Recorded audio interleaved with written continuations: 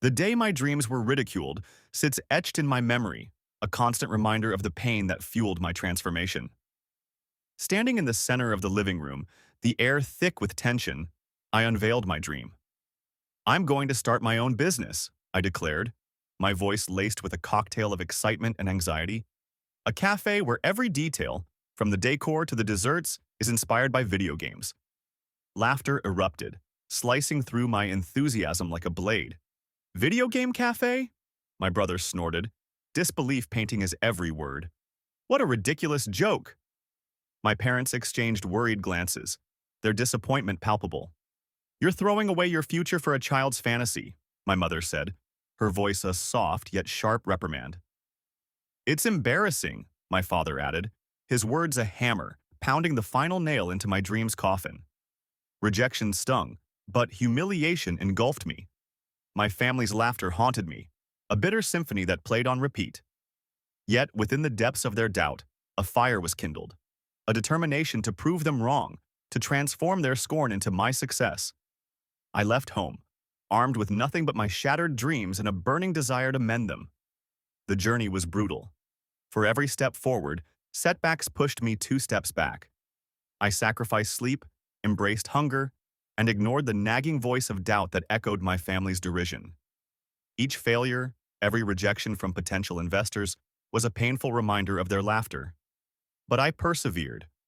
Nights blended into days and seasons melted into each other, as I poured every ounce of my soul into building my dream.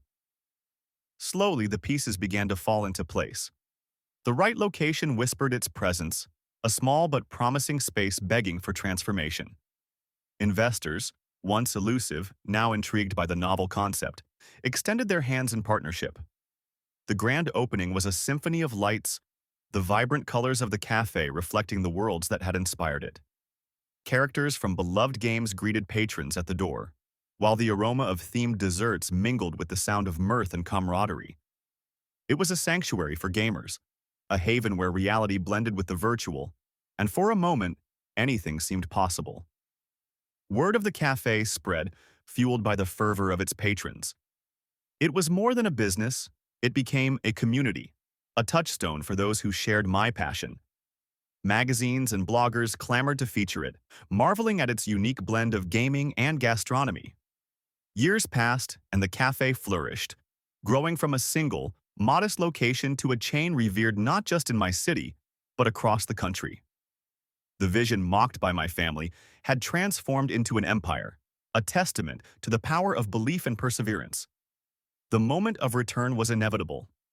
As I stood at the doorstep of my childhood home, the memories of rejection and humiliation surged forward, a tidal wave threatening to engulf me once more. Yet the trepidation that once gripped my heart had faded, replaced by a quiet confidence.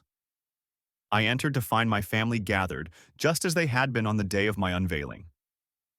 The air, once thick with tension, now hummed with curiosity. They gazed at me, not with scorn but awe, their eyes reflecting the stories of my success they had undoubtedly heard. "I wanted to show you what your ridiculous joke has become," I began, my voice steady, a stark contrast to the tremor that once betrayed my insecurities.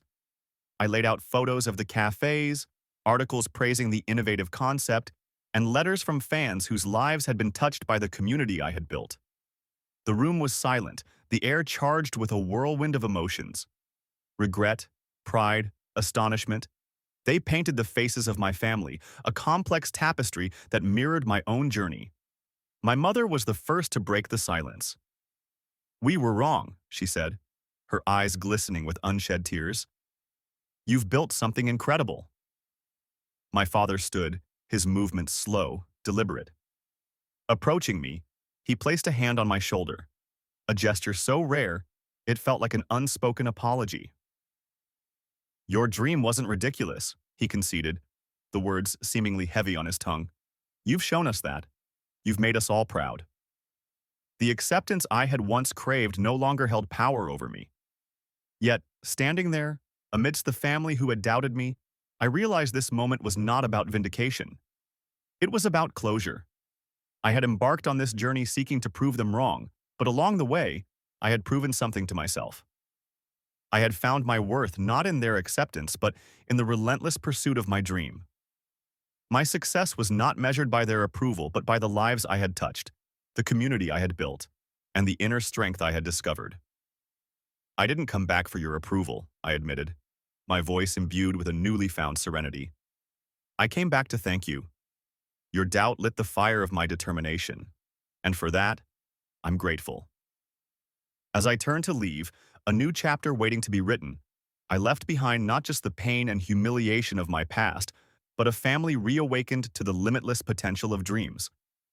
In their eyes, I saw a reflection not of the child they had once mocked, but of the person I had become, a dreamer who had dared to create his destiny, a powerful testament to the strength of belief and the transformative power of resilience.